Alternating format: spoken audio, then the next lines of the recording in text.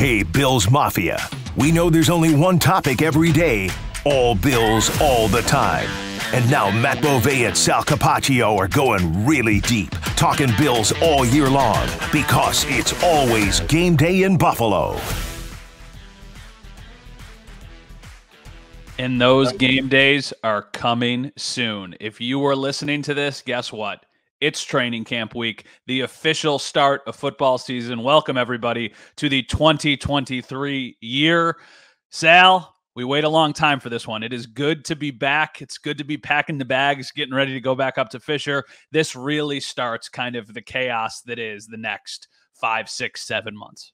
Yeah, it is good to talk to you. Good to see you, Matt. You know, football has the longest off season, the shortest season of the major sports, really. We're talking the four majors: football, baseball, basketball, hockey. Baseball, you know, spring training, they start reporting in February. They start playing spring training games in March. So March really is when you start. And then you play all the way through October. So November, December, January, February. It's really only 3.5 months of the off season. The NHL starts in October. When's training camp? September, really, right? But, you know, training camp, the games start in October, and they go all the way through May now, which is incredible. You go into June, actually, for the Stanley Cup. July, August, September. I mean, really only, that's the shortest. You have 2.5 months. And basketball is about a month more than that because they start around the same, they start a month later, but end around the same time. Football's not like that. You know, football here, we're done in February. You have all the rest of February, then you have March, April, May, June, July, 5 months, and then at the end of July. So really 5 to 6 months of an off season. And I would say that that's part of why we have such a thirst for it, such a quench for it, is because we're without it for quite a while and we miss it. Yeah, absolutely. Well, I just actually was looking it up. I was trying to figure out when we're working until this year, and February 11th is the date of the Super Bowl. So I think we'll be recording a podcast on February 12th this year. That's kind of when we have to plan out things. So no, I agree with you. The thirst is real. I think that's only, by the way, if we don't get drunk from the champagne being sprayed in the locker room. Exactly. I think the NFL is brilliant in the way that they have kind of formatted the offseason too. The season is the busiest, but you can make the argument that there's more that actually happens in the offseason. There is still so much stuff to talk about because at the end of February is the combine. Then it's free agency. Then you usually have some trades. Then it's the draft. Then it's the schedule release. Then in June, kind of nothing happens. June is the 1 month where it's like, okay, everybody go on vacation. We'll see you at training camp. Now, we have already seen some of the teams around the league start to report to training camp. The Bills will be following suit this week. Now, for everybody who's listening at home, the rookies, they have already kind of been there for a couple days, getting their feet wet. But the veterans, they report later this week. Our first day out there will be Wednesday morning. Have we heard? I'm assuming we get Brandon Beane. I'm assuming we get Sean McDermott before practice and then a couple players after, or do we know yet? Well, first of all, let me say, let's remember, OTAs and minicamp, actually, it is the middle of June when they're doing that. But I know what you mean. It's like the 6 weeks after that. You get really middle of June up until the end of July. It's 5, 6 weeks. As far as them, you know what they say about assuming. I'm not really sure. I guess we should never do that. But it has been tradition, right, Matt, that we get Brandon Beane and Sean McDermott on the first day. And then usually Josh Allen after practice, maybe on the second day, first day, second day. I'm still wondering when we hear from Stephon Diggs. That's a big one. You know, is he going to be very early on? First day, second day? But I would imagine we would hear from Brandon Beane and or Sean McDermott. McDermott usually talks anyway every third day or so. Ken Dorsey does every few days, once a week, I think it is. And then you get, you know, somebody from the defensive side, which will be a little bit different this year because there's no coordinator actually, because Leslie Frazier's not with the organization. So, yeah, I would assume that would happen. 9:45 is their scheduled practice start time. If you're going out to St. John Fisher, plan for a good 2 hour, a little bit more of practice. They'll usually end probably about, you know, 2:15 in or something like that. So you're looking at probably around 12 noon. Yeah, that's kind of my expectation too. Going back to the Diggs thing, we will answer some questions from listeners at the end of the podcast, but somebody actually did ask, do you think Stephon Diggs talks on the first day of training camp? I think he does. I think that they get it out of the way right away because there's so many other things happening that day that it's kind of a good way of almost burying it a little bit, depending on what he says. I will be surprised if he does not talk. I really do think we're going to finish practice. Josh will talk. Poyer will talk. and Diggs will talk, or Josh will talk, and maybe even Von will talk. Obviously, we don't think he's going to be practicing, but I won't be surprised if he's hanging around and stuff. And then Diggs. That is my guess. That is my guess on how they would handle it, because I think the more it's pushed off, the more it kind of bubbles a little bit, and people start to say, "Why hasn't Diggs talked yet? What's going on?" Yeah, all that is right. I would say, first of all, you're spot on about Von Miller. Like, he likes to talk, so we're gonna hear from Von very sure, certainly, sometime pretty early on. I would think that the organization may say we just don't want to make made available. He's doing his workouts, but Von likes to talk. He's so energetic and positive that maybe that's good. Have him do that, and good messaging from him. Even to his players and the rest of the organization. As far as Stefan, first day, I think you're probably right, but I wouldn't be surprised if it's maybe day 2, maybe, but it's going to be early. I agree with you. I think they'll get it out of the way early. I don't know if it's exactly on the first day, but I do think they get it out of the way early. And all those things you said are totally correct. And, this year it's also interesting. Remember, we'd usually get, Josh and Tremaine Edmonds for a couple of years. He's the middle of the defense, the middle linebacker. Well, who is that? We don't even know who that's going to be. We'll hear from all three of them, but Matt Milano's a man of very few words. So if you want to throw us up Matt Milano, we're not going to get much out of him anyway. I do think the one thing that I like the most about training camp, we've talked about this on the podcast in the past, I love the access that you get, because once the season starts, I guess I love the access you get compared to all of the other off-season stuff. During the season, the access, you go into the locker room, you can chat with all these guys. During the off-season, during April and May and June, you don't really get that. Not to the level that you have during training camp. So this will be our first time face-to-face with a lot of the new players that they have signed. And I think that stuff is valuable. I think people want to hear from the new guys, whether it's Leonard Floyd, Connor McGovern. Well, we did talk to him in person. Taylor Rapp, some of the other players who are making their Bills debuts. I like that. I also just like how it really starts to ramp up. The first few days are like the first couple days of school. Remember the first couple days of school? You filled out the index cards and you were doing like the 2 truths and a lie with your classmates and everything. That's what it feels like. 2 truths and a lie with your classmates? I never did that. You never did that? No. No, it's like an icebreaker? I might have did it with my friends, like, around, with drinking in college. I don't think I did it in school my first couple days. No, that was like a very common icebreaker, I feel awesome. like, when I was in school. Sure. Just to try and, get everybody to know each other a little bit better. Yeah. My guess is the pads go on. They practice Wednesday, Thursday, Friday, off day Saturday, Sunday. Yep. My guess the pads go on Sunday.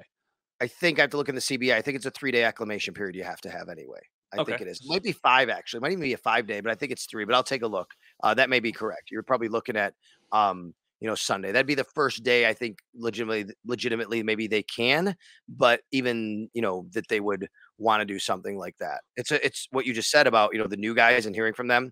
It's a great segue into what we're going to talk about on this particular episode of It's Always Game Day in Buffalo. People we're going to be watching at training camp. 3 guys. Matt and I both picked 3 guys, could be anybody from either side of the ball, special teams, whatever, that we're going to watch closely, a little bit more closely, and why at training camp. So we'll do all of that. Before I do, though, you texted me a question the other day. I don't think I ever got back to you. And I said, I'm going to talk about this in the podcast because we got to tell the story. And it's interesting that, you have your beautiful daughter this year. And I know you probably aren't going to be spending as much time at training camp, but for many years, you're like me and you go up there and you stay in your dorm. And I know I for a couple times couldn't stay as long because of Mac's certain age and things going on. So I don't know what your plan is this year as far as how you're going to work that out. But I do know you're going to need some sheets for your bed. You never responded. Now that I'm realizing it, I messaged you and you never responded. That's because I wanted to save it for the show. You asked me what size bed we have in the room, our dorm rooms, because you need to buy some sheets or bring some sheets with you. Because last year, what happened, Matt? I went on a run with you and Matt Perino. Yes. We went to the local Walmart to buy sheets, at least for you, maybe even for Matt. It was both of us. I was just along for the ride, having fun. I'm like, you guys are like rookies here. What are you doing? Come on. Yeah. I knew to bring these sheets. My wife reminds me. My wife says, what do you need for dorm? She's such a veteran of Bill's training camp now for me going that she has like all the things that I need. Here's what you need. You got your mini fridge. You got your coffee maker. Hey, do you need how much underwear do you need to bring? How many days you staying out there? Like, that's what she does. So to answer the question about the beds, it's kind of a trick question because it's like 2 smaller single beds, I guess you'd call them, in each dorm room.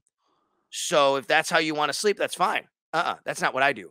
I move them together. And Yeah, I make one big bed, like one double bed, and that's how I sleep. Now there's a big crack in the middle, but that that's okay. bothers me. Well, The crack you know what? bothers. I need to sprawl, baby. I gotta sprawl out.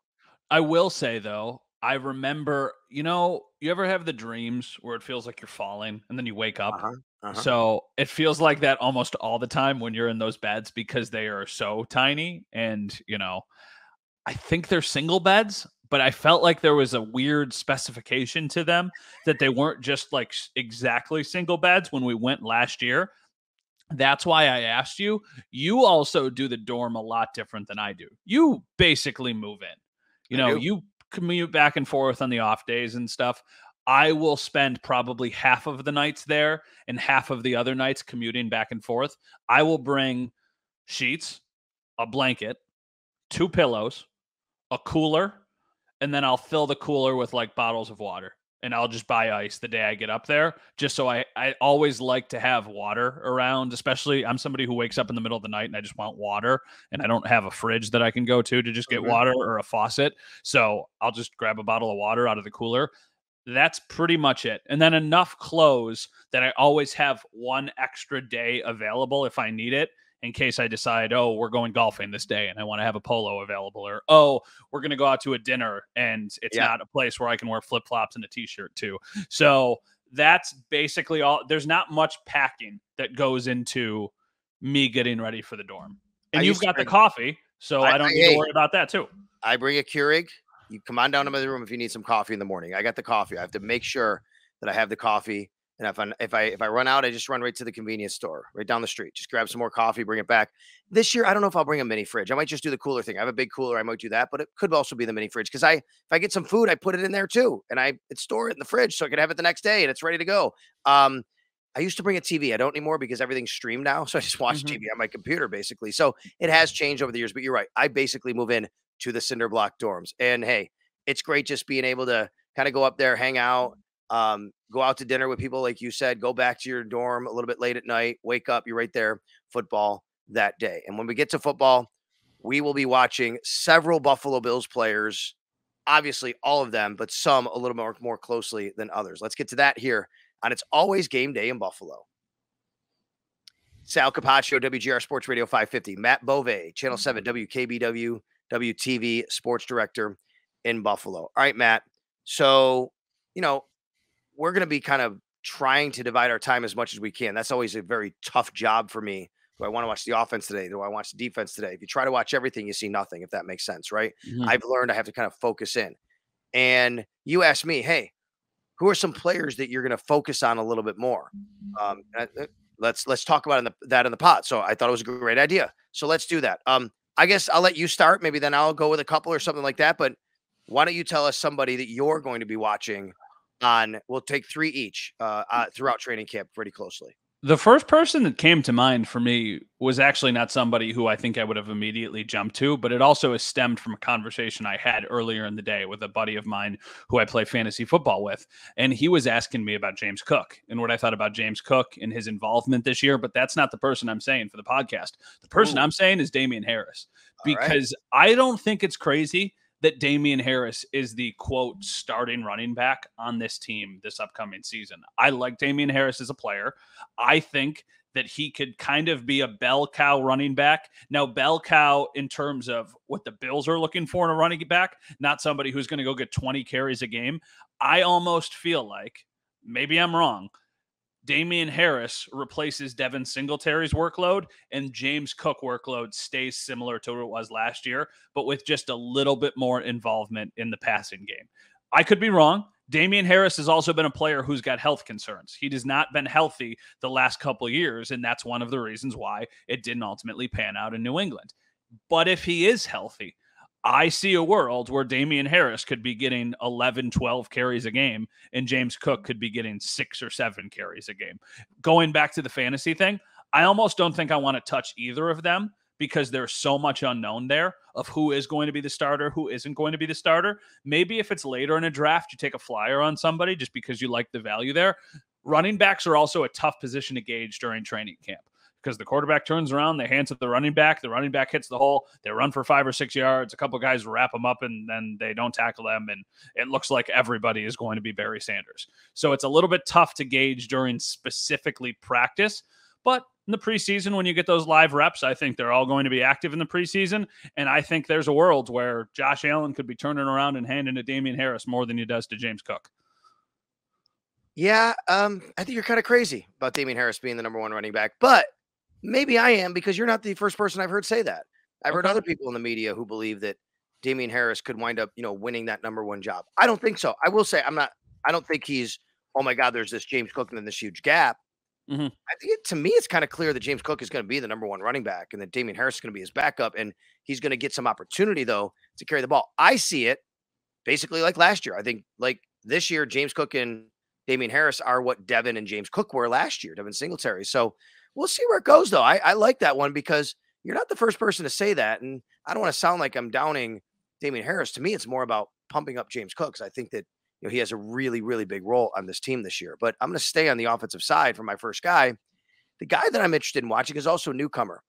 I'm really intrigued about Deontay Hardy and how they can use him in different roles on the field.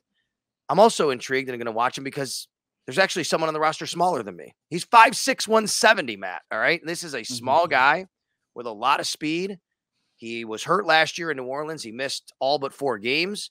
But every time someone talks about Deontay Hardy and when he was on the field playing, they all say how efficient he was, how good he was, and what he can do to help an offense. And that's what the Bills need. They need efficiency. They need easy buttons. They got to get back a little bit to what they were a couple of years ago when they had Cole Beasley in the slot and controlling the middle of the field. I think Deontay Hardy screams he could very well be that slot receiver. We talked about that the last time on this podcast, but I think Deontay Hardy is going to be a really interesting player because of all the different ways they can use him. In fact, I would say they've been searching. Remember, Isaiah McKenzie was kind of the gadget guy. Nyheim Hines comes in last year. People thought he'd be the gadget guy. Really kind of wasn't. He was the return man. Deontay Hardy can return punts and kicks, but I think now you have it all rolled into one. Now I think you have a guy that, hey, we can kind of do a little bit of everything with this guy, line him up all different spots, even in the backfield if we want. We could do that. And I think it's going to be interesting to watch Deontay Hardy this year. Quick sidebar with Deontay Hardy. Who is the Bills' primary kick returner and punt returner this year? Is it still Nyheim Hines, not Deontay Hardy, even though he was a Pro Bowler like a couple of years ago as a returner? From the way I interpret things, it's going to be Nyheim Hines. I think Deontay Hardy was signed to be a wide receiver, but with the ability to return punts and kicks if they need them.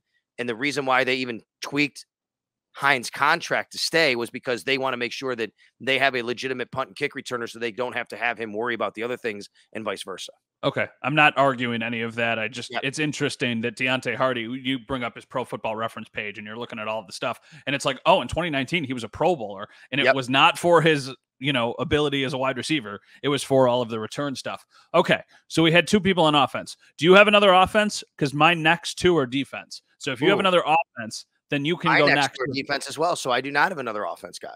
Okay. Well, look at us getting into the trenches, going to the defensive side of the ball. My second player, and I think this is a very, very important piece for the Bills moving forward, is Kaiir Elam. Just because Kaiir Elam needs to win this job as cornerback too. He was a first-round pick last year. I thought when he played last year, he did fine. I really did not see him lost. I did not see him struggle on the field. I thought he made a couple nice plays, but it never felt like he was able to completely take over the reins of that job. He was always in some sort of rotation when he was on the field. Now you have Tre'Davious White, who's healthy. He is going to be your cornerback 1, but who's going to be cornerback 2? And if it's not Kaiir Elam for most of the snaps, I think that's a bit concerning, both for him as the player and for the Bills, because they just used a really big asset on drafting him. I think going into the season, it will be him. It'll be Kaiir Elam and Tre'Davious White. But I know we've had the conversation. Yep. You're leaning towards Dane Jackson. This is not meant to be a knock on Dane Jackson. It will be a big disappointment for the Bills if it's not Kaiir Elam. 100% agree. I would like to see Kaiir Elam win it. And that's not because I don't like Dane Jackson, but when you do spend that asset, you want to see that come to fruition. And I'll leave room for sure for Elam to win it and even for Christian Benford to win it. I do think, going back to our previous conversation a few pods ago with Jenna Cottrell, we had her on when she came on as well. We all had a different player, and I said I think that this is basically like it's hey, you got to catch up to Dane Jackson. We'll see where that goes. I like your guy there a lot, Kyrie Elam. He's one to watch. All right, my next guy, a newcomer, a late newcomer, Leonard Floyd is on the Buffalo Bills. Did we forget this? Because I want people to remember Leonard Floyd's on the Buffalo Bills because you might have forgotten they signed Leonard Floyd because it happened literally the day the Bills, or the morning of, I believe, the Bills they put shovels in the ground for the new stadium. I think that's when they did it that day. Yeah, they did. Yeah, that wasn't it was the news of the day was the stadium, but they also signed Leonard Floyd.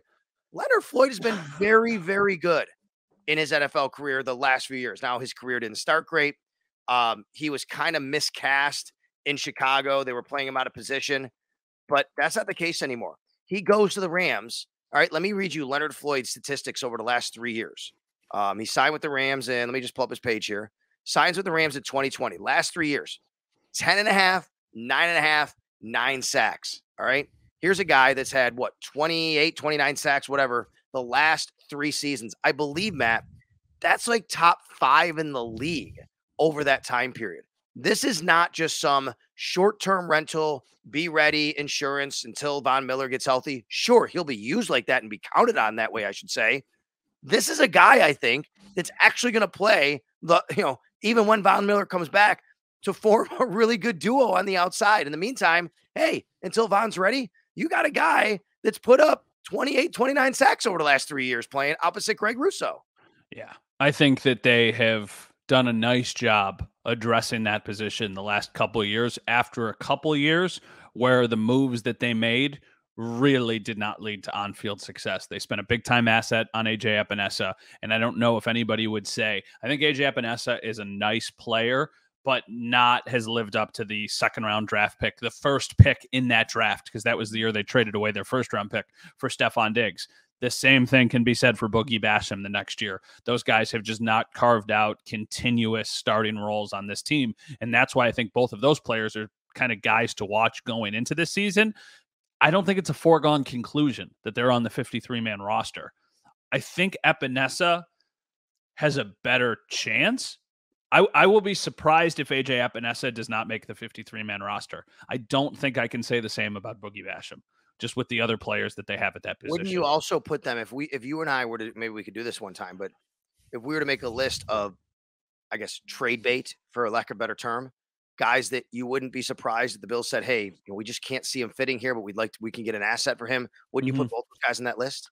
Yes, I would. And I think because they were both second-round picks, I think it would probably be realistic to hope you could get back a 4th or a 5th, and you would probably take that, especially if there's not a track for them to ultimately make the team.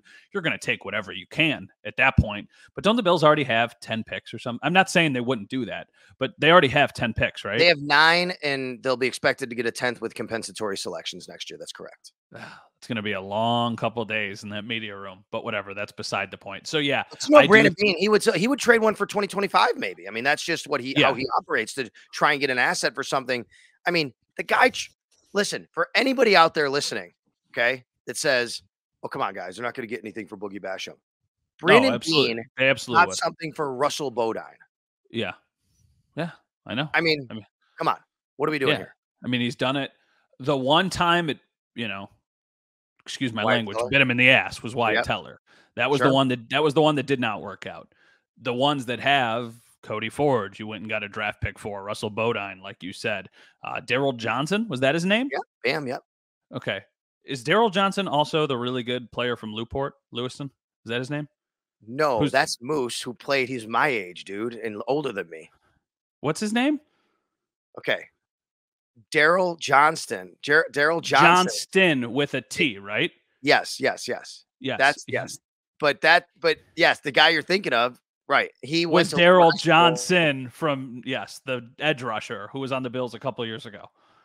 Bam Johnson is just. Let me make sure here that we're doing it. But Bam Johnson, I don't think he had a T in his name. If I remember. By the way, we have the same birthday too. Bam Johnson is but it was Bam Johnson. Bam Johnston. I think they both have the T in their name, but I have to make sure now because now you're getting everybody. Well, now we're getting everybody confused and everything. Sorry, everybody. He went to a weird school, didn't he? Daryl Johnson, the guy they traded. North UNC, A&T, I believe. Yeah, North Carolina A&T, I believe it was. I'm pretty sure.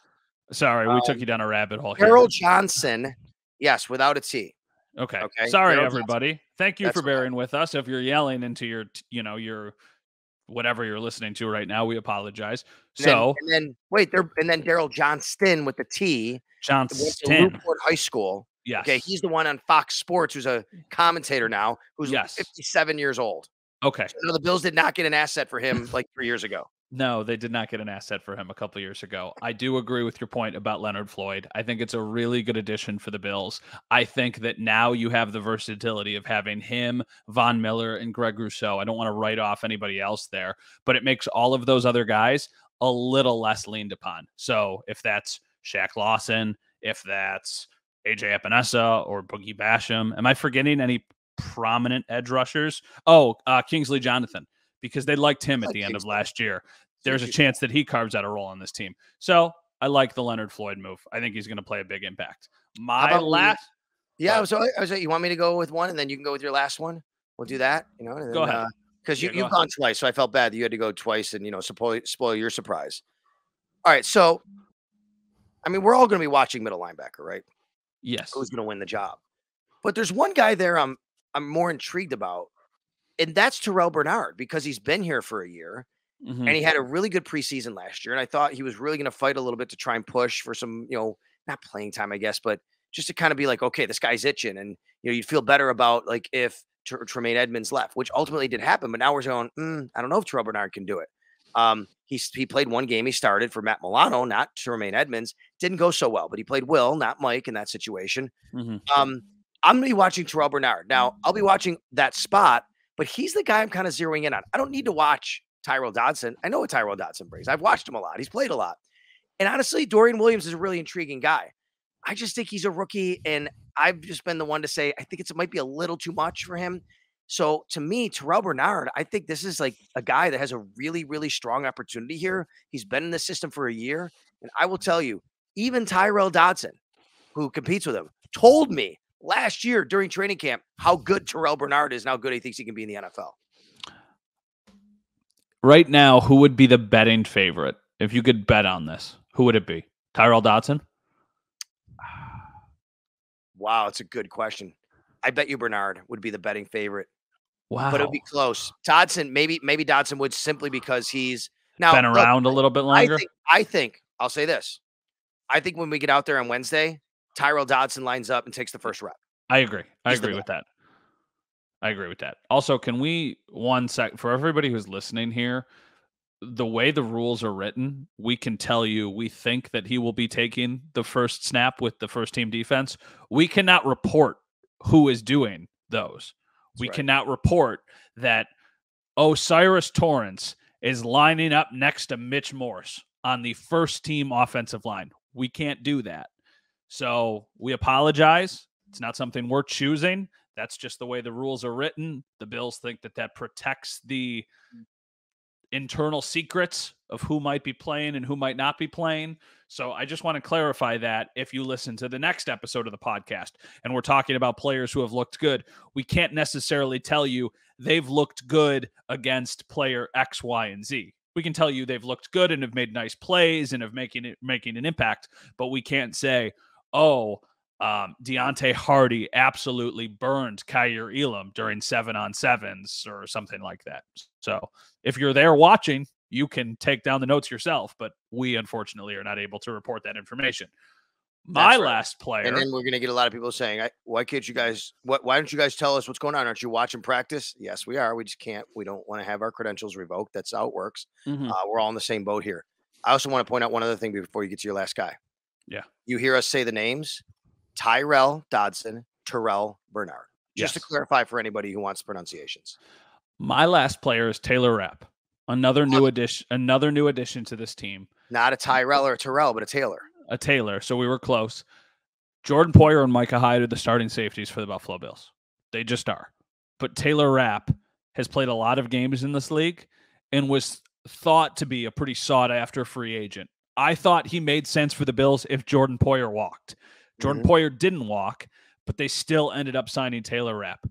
To me, that reads like a move for a guy who you think is going to be on the field. I think the Bills signed Taylor Rapp because they want him to have an impact immediately. And I think Taylor Rapp signs with the Bills because he thinks there's a way for him to get on the field. I don't exactly know what they're going to do. I don't exactly know how they're going to do it. But I think with Sean McDermott now calling the shots on defense, I think maybe they get a little bit more creative and show us some personnel packages that we have not seen them use a lot of this year. And I think Taylor Rapp, if you're talking about like your 11 starters on defense, let's say who's the next man up, who's the next guy off the bench, like a basketball term, I think it might be Taylor Rapp for the Bills. I think you're going to be pleasantly surprised how much he plays this year. I also think that gives them a little bit of versatility in the future if they want to move on from Micah Hyde or Jordan Poyer. Jordan Poyer signed a 2-year contract, right? It was a 2-year extension? Yes. Okay. And Micah Hyde has 1 year left on his current deal. So Taylor Rapp, it's a short-term contract, but I wonder if that's one of those things where it's like, hey, come get your foot in the door. We think we like your skill set. We think we're going to like how you project on this team long-term. And then we're going to keep you around and you can play on a defense that's got a bunch of talent in front of you. So for me, Taylor Rapp is somebody who I'm very interested in this offseason. I like it a lot. I agree with you. In fact, when we were going back and forth on people to watch, I was going to cheat and say one of mine is Sean McDermott, only because I want to watch how this defense looks and all the different things he's going to bring to this defense, because I agree with you. And I wonder what that means in the nickel cornerback position. Not that Taron Johnson wouldn't be the nickel corner, but I wonder if they maybe go and replace that with a safety more often, a third linebacker more often, a little bit more of a matchup situation. The Bills are a very, very heavy nickel team, pretty much more than any team in the league over the last several years. Maybe that changes a little bit this year. I don't know. Remains to be seen. And we'll see how it all works out, Matt. Yeah, absolutely. You want to answer some questions? Let's do it. All right. Well, we tweeted. If you have any questions, we also threaded. Is that what you say now? We put it on Threads. Ooh, if you're following there. I didn't thread it today. I threaded it. I haven't threaded much lately. Is that what you say? It's threaded? Is that the proper terminology there? Say threading the needle. I don't know. Sounds good to me, though. I have to figure out all of these updates that we get during training camp, whether it's, a funny video or something that's actually important. Where am I putting all of this on both platforms? Am I putting it just on Twitter? I don't even know if it's going to be called Twitter by the time this podcast comes out. It won't, but let me tell you something. You just talking about this, this gives me anxiety in my life. I hate all this social media stuff and changing and new social media and platforms and where to post and where not to post. I hate it so much. I really like being on Twitter. I get why people don't. I'm not judging you, whether you do or you don't, or who owns it, who doesn't own it. None of that. I just like it. It's comfortable. It works for me. And then it's like, oh yeah, you got to go here now. And you got to do this. And you got to do Instagram. And you got to do Snapchat. You got to do Facebook. Please. It's such a consternation in my life for me. I'm like, come on, what am I doing? When you open your phone in the morning, I'm assuming, do you have an iPhone? I do. Okay. When you open your phone, what's the first app you look at when you wake up? Oh, Twitter for sure. Yeah, mine is too. Unless I fall asleep before the Yankees game ended, then I'd open up the Score app to find out if they won. Okay. Yeah. I almost every morning, if I wake up, I'll check my messages and then I'll go to Twitter. And it's probably a bad habit, but it's a tough one to crack because I've been doing it for so long. All right. That was a long way of getting to, we asked a question if you had any questions, and a bunch of people got back to us. All right. You specifically referenced this question, so I want to lead off with this. This is from Brian. I've always wondered what is required by CBA for players on IR or PUP. Do they have to attend meetings, practices, sessions with trainers? What are they not allowed to do during training camp and in season? Do they get paid during camp or only per game? So there's a lot of layers to that question from Brian. There's a lot of layers. But, let me try to maybe break it down as simple as possible if I can, Matt. I don't know if this will help at all, but basically there's a difference between injured reserve once the season starts and injured reserve before the season starts. Okay. If a guy is placed on injured reserve right now, if the Bills put him on injured reserve now, the Bills put him on injured reserve in August, the Bills put him on injured reserve before final cuts are made, he can't play this year. Bam, he's done. Cannot play. Out for the season. However, the team is still going to expect him to be in the training room and things like that. Or maybe not. They may say, hey, it's too crowded in here. You can't be here. Maybe they don't expect him to be in meetings, but he's still a part of the organization. That's really on a team-to-team basis. I mean, they may say, hey, how about this? Micah Hyde. Now I know he wasn't on IR at that time. Like he went on IR later in the season. Week 3. Right. So what did he do though? Michael Hyde went into me. He became like a coach basically on the field, right? But that's going to be different for everybody. If the player's out for the year, the team is going to make a determination. Which, by the way, then you get into injury settlements and things like that. What that is basically, well, you know what? We this guy he's not going to play for us this year, or maybe he's a chance to come back. He says, "Hey, I think I can come back, but you put me on IR. I'm out for the year." Then there's a discussion and a negotiation about paying him and releasing him so he can go sign with another team so he can actually play. All right. But if you get put on IR after the final cuts are made, you get put on IR week 1, week 2, week 3, right after final cuts, you have to miss 4 games. You're out 4 games. And then after that, you're allowed to come back. You can come back 6 games later, 7 games later. You can stay out the whole year. Once you practice, though, the team has to decide on you within 2 weeks once you start practicing. As far as getting paid, players are getting their salary. If they're going to be on injury reserve, they're going to get their salary. Again, if a team wants to give an injury settlement to a player, they say, hey, you're out for the year. You're kind of clogging up space. We need the training room, whatever. The guy says, I want to go play. They basically pay him the amount of money that they can negotiate, they feel, of when he'll be healthy, and say, we'll pay you for 2 more weeks, pay for 3 more weeks, and then he's out the door and he can go sign. And then PUP is basically kind of the same thing. The only difference between PUP and IR is PUP is for guys who got hurt doing something away from the field, or I should say away from it, like a football injury from like during the off season or during the previous year. It's really a technicality. It's not a big deal, but it's pretty much the same thing. And then they can just transfer.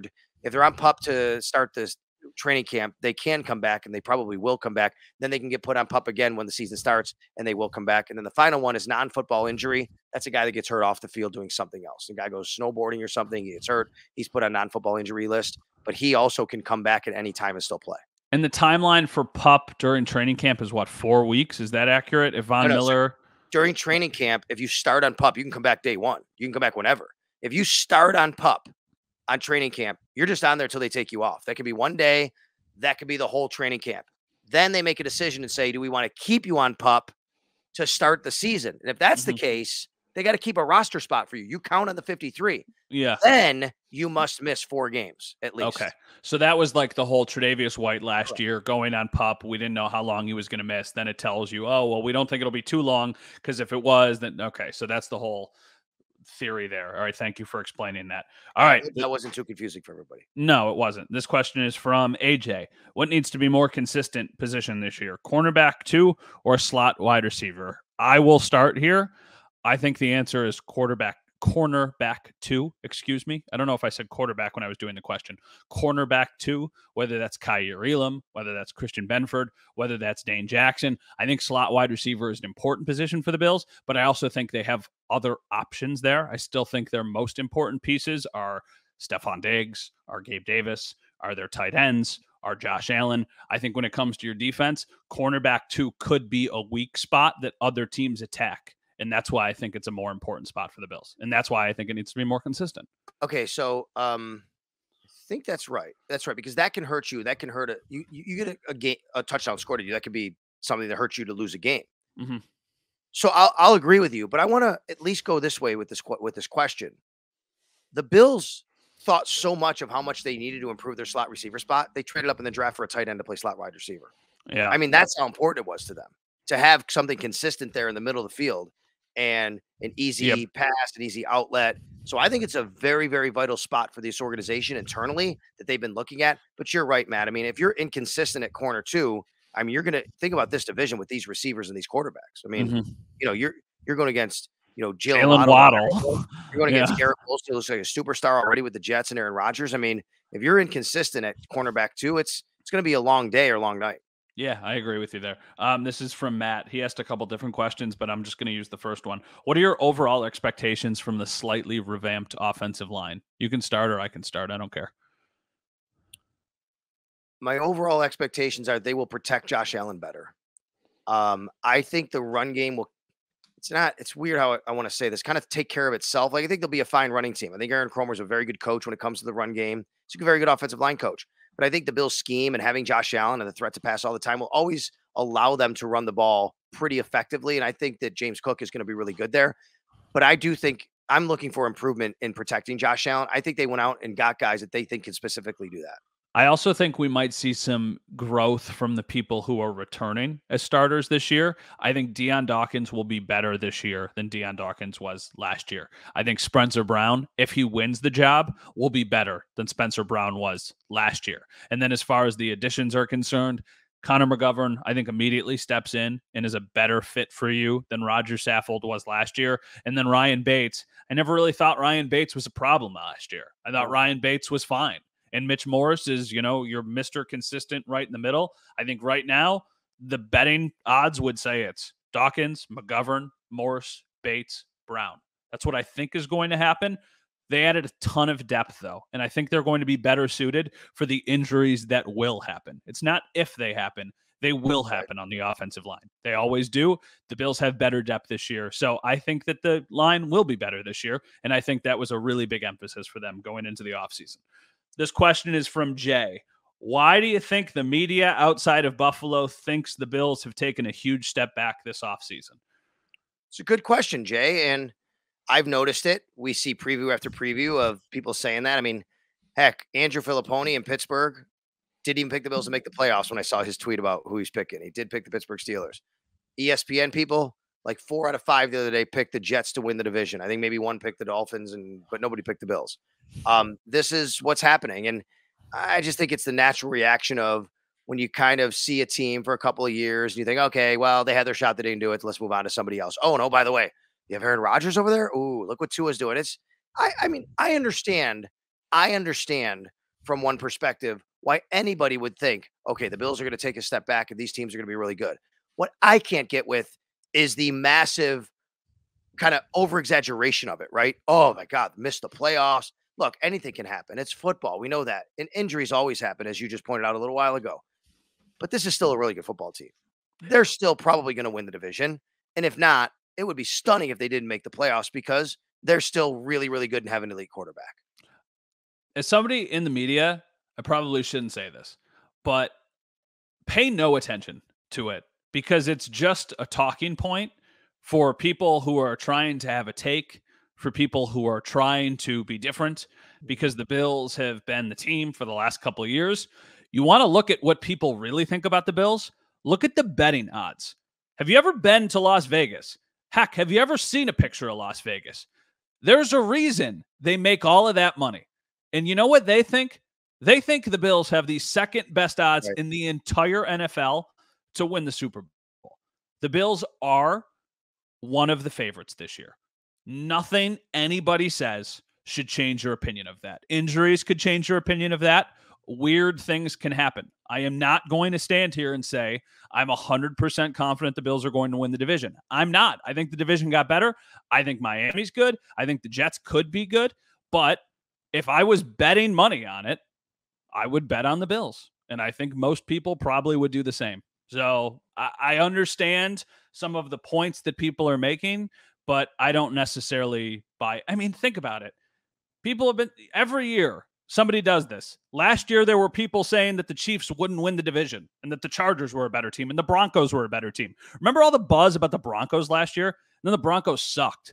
Okay, the Bills have won the AFC East for the last 3 years, and they have the best player in the entire division, and it's at the most important position. I think that puts them in a pretty good spot. I'm just looking through and finding this thing. Here we go. Is it? Here we go.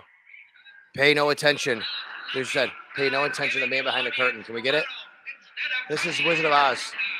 Hold on. Oh, I can't get it. I was trying to get it. I didn't know where it was in here. But it says pay no attention to the man behind the curtain. That's what you just said about the media, right? I agree. Listen, as far as I kind of screwed all that up. I was trying, folks. I was trying to do it while Matt was talking to find the exact spot. It's okay. What he's saying is pay no attention to the man behind the curtain. That's the media pulling all these. What do we say? It's all for clicks. It's all for likes. No, I think people actually believe this. But like the hot take machine, of course, right? I mean, look, people want to be out there for attention. Oh, look at this. And some of them don't care about being wrong. I think there is a natural feel for a lot of people that the Bills will take a step back. I think They Massive have to. exaggeration. They almost have to take a step. There's almost no wiggle room for them to take a step forward, but that doesn't mean that you can still take a step back and be one of the best teams in the NFL. If the Bills win 12 games this year, they have taken a step back, and they will still be one of the best teams in the NFL. I think if you asked anybody right now, would they sign up for 12 wins? I bet most people probably would, and that would still be a step back. So it's all relative at that point. Like, yeah, maybe they won't be as good this year. Maybe they won't be 13-3. I can almost guarantee you they won't be 13-3 because they're going to play 17 games and not 16 games this year. But, everybody just wants to get so hot takey all the time. Maybe I don't know, maybe I'm boring. Maybe sometimes rationale comes into play here. I just, whatever. All right, this one's from Chris. We get a little fired up on that one. Favorite non-football thing about training camp? Do you have one? I think we've talked about it, which is just hanging out with media colleagues. I mean, that's really cool. Whether it's just going out for a couple of drinks at night, eating dinner, anything, just hanging out with me. How about golf? Great golf in Rochester. We love playing golf. You're a golfer. I'm a golfer. Yeah, that's what I think it is. Just that part of it for training camp for me. Yeah, I agree. I love Marge's Lakeside Inn over on the water there. Yeah. There's an awesome amusement park right across the street called Seabreeze. It's amazing. Yeah. Gotta go to it. Got to take your kids to it. It's literally like a mini Darien Lake, and you wouldn't even know it. I love this place where you can get wings that's kind of new in Rochester called Barbill, and we will be taking our show on the. Did you see how naturally I just did that? Boom. We will be taking our show on the road there Monday, July 31st. We hope you can all join us. We're going to be doing a live episode of It's Always Game Day in Buffalo right from Barbill. They opened a couple weeks ago there. If you're from Buffalo and you like chicken wings, you've probably had their wings before. Maybe you haven't and you want to try them. Maybe you're in Rochester and you haven't had the wings yet. Perfect opportunity. Go try the food. Come say hi to Sal and I. I think we're saying 7 o'clock, right? That's the time the event starts. I mean, you and I will probably be there a little bit earlier and everything, but I think we'll try to start taping around 7. We'll do this show around then. It's 1129 Empire Boulevard in Rochester.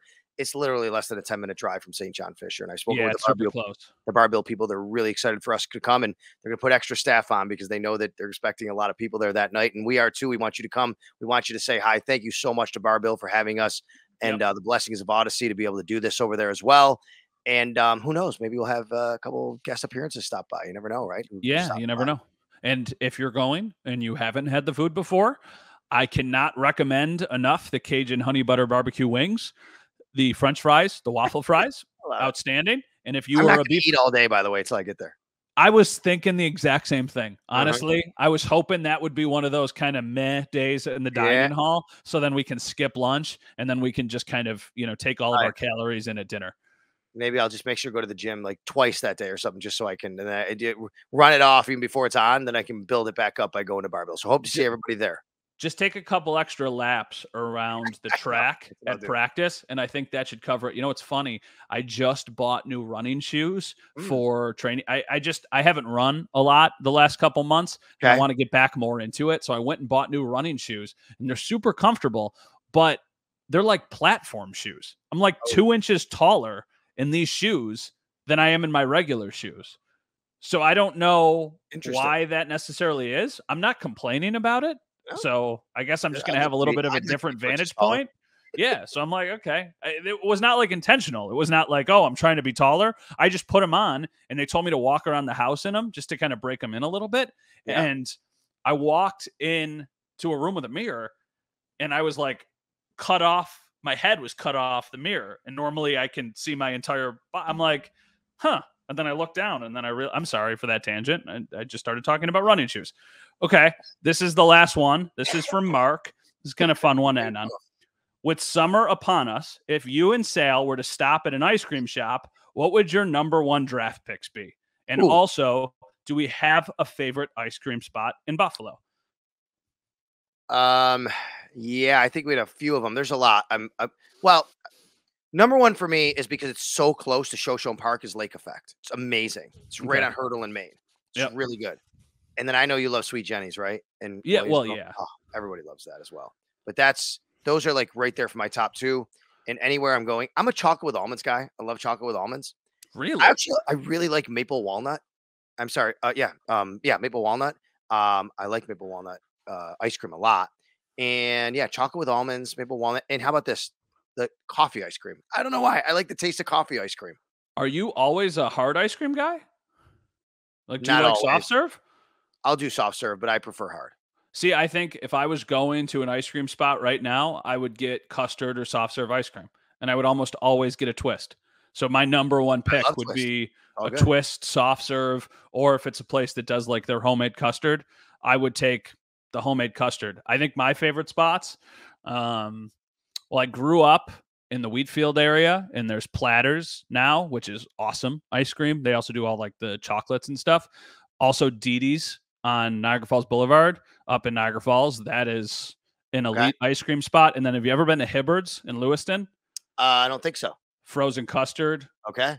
Beautiful. Outstanding. I just named 3 places, so this is going to kind of contradict if I itself. hear the music from Mr. Softy down the street, I'm getting a twist, all right? That's what I'm doing for Mr. Softy. So yeah, I like soft serve.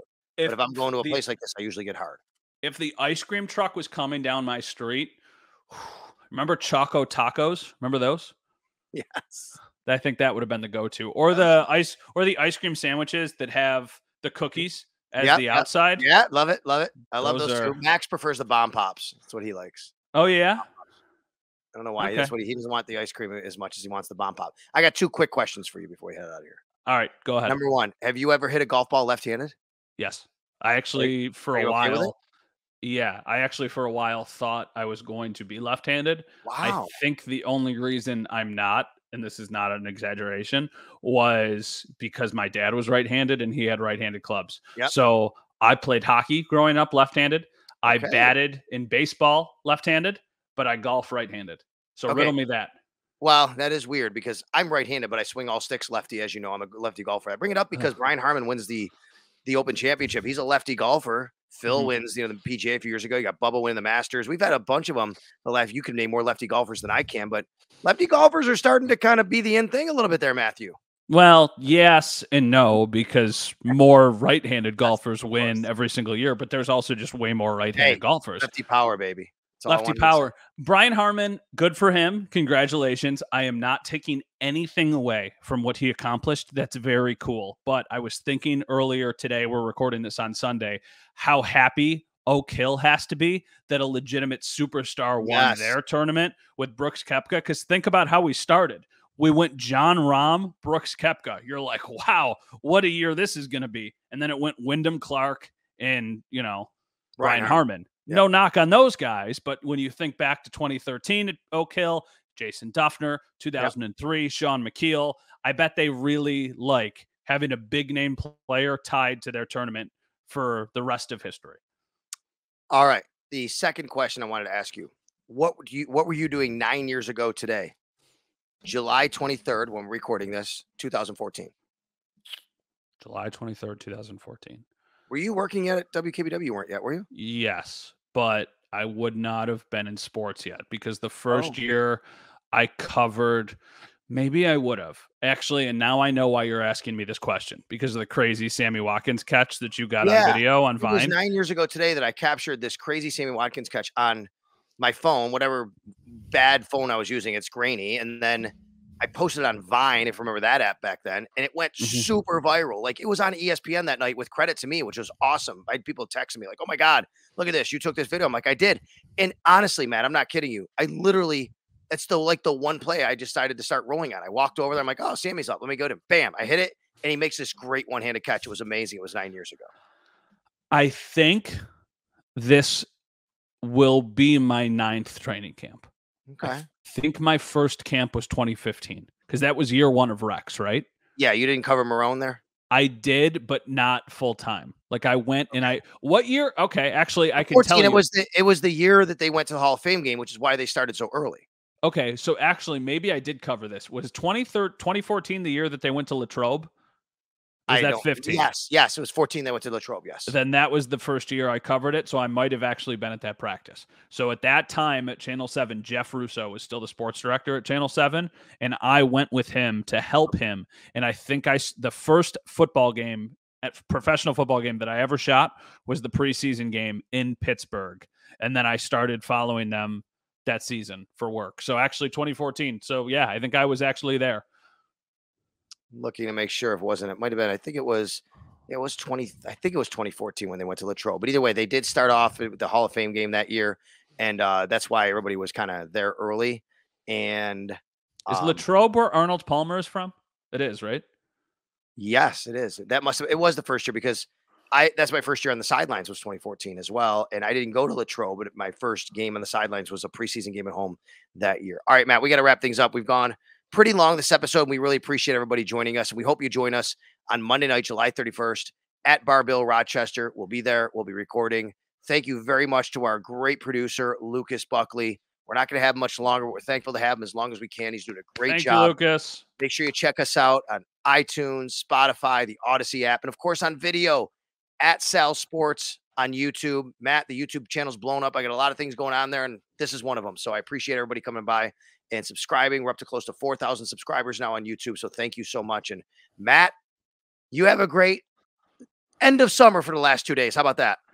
Yeah, I'm going to do my best. I have never been so excited for the distraction of training camp. I know. Let me tell you. So I'm very, very excited to go back on Wednesday. I will pack my 5 things that I'm bringing. You pack your 20 things that you're bringing. And I will see you in person again Wednesday morning in Pittsford, New York. Till next time, everyone.